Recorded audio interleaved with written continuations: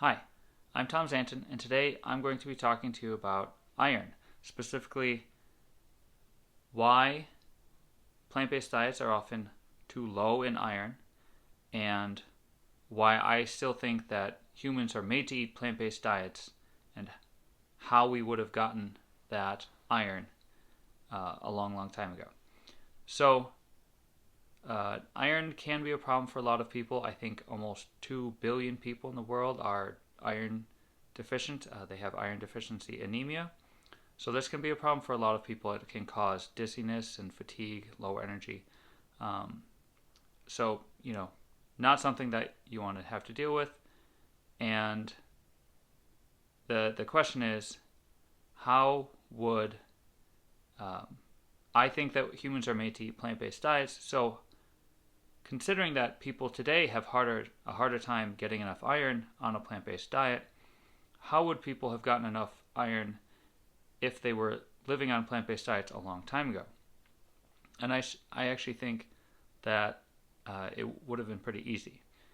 So I think that there's a good reason to believe that humans are made to eat mostly root vegetables in burned habitats with specific gut bacteria. And when you look at all these three components, that helps you understand how early humans would have gotten enough iron. And also it helps to give us some ideas about how we can get enough iron today if you're struggling with that. So first of all, talking specifically about root vegetables, root vegetables tend to be higher in iron than most people think they would be, especially like potatoes. If you leave the peel on, they're a decent source of iron.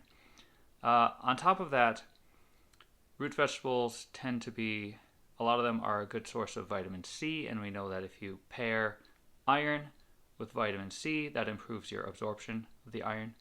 On top of that, there are a lot of root vegetables that are considered, or a few root vegetables that are in the allium family.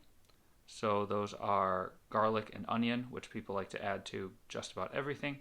And we know that adding garlic and onion to your food, or cooking foods with garlic and onion, helps to increase the iron absorption.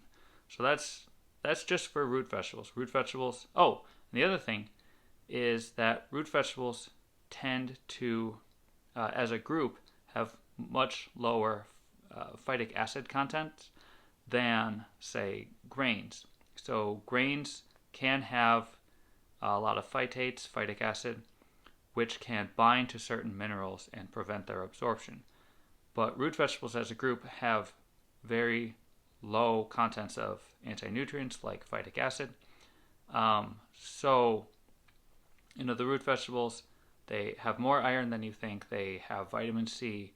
They have some of them are in the allium family, which all help improve absorption. And root vegetables don't have a lot of phytic acid, which blocks iron. So for those reasons, I think root vegetables above other types of plants would have been a great source of iron.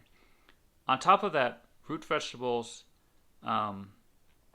grown in burned habitats, I think, would have had certain advantages as well. The advantage of a burned habitat is that a wildfire goes through, and the wildfire can actually change the composition of the soil. So a lot of nutrients, a lot of important minerals for human health actually go up after a wildfire. Their concentration in the soil increases, and that includes iron. So you can expect that the root vegetables grown in a burned habitat would have actually had more iron in them than, say, potatoes that are grown, in the U.S. today.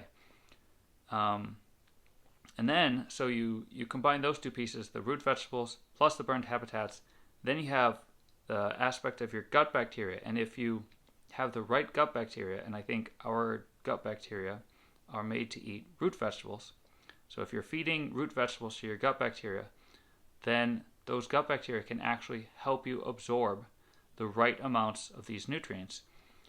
And that includes iron. So for an example, I think most people are most people are made to have bifidobacteria in their guts, and bifidobacteria has been shown to help people improve their absorption of iron. So when you take these three components together, people eating root vegetables, which have higher iron than you might expect, and they have vitamin C, they're allium vegetables, they don't have anti-nutrients, they would have been grown in burned habitats, which would have increased the iron even higher, and then pair that all with the right gut bacteria, which improve your absorption. I think it would have been easy to explain how early humans could have gotten enough iron on a plant-based diet. And also, when you take some of those things away, I think it explains why people can't get enough iron today. So, if you need to increase your iron today, I think if you add a lot more root vegetables, replace some of your grains with root vegetables, they'll naturally have the vitamin C in them, so the iron plus the vitamin C will help. Garlic and onion will help. And I just think that this is something that we've kind of been overlooking in terms of how people could get enough iron. And I think these could be, some ways that it can help them get enough iron today. So if you found this video useful or interesting, please be sure to like and subscribe. Leave a comment if you have questions or concerns. I love responding to comments, so please be sure to do that. And I will see you in the next video. I'll be making a lot more videos about other types of nutrients, so I hope to see you then. Thanks for watching. Bye.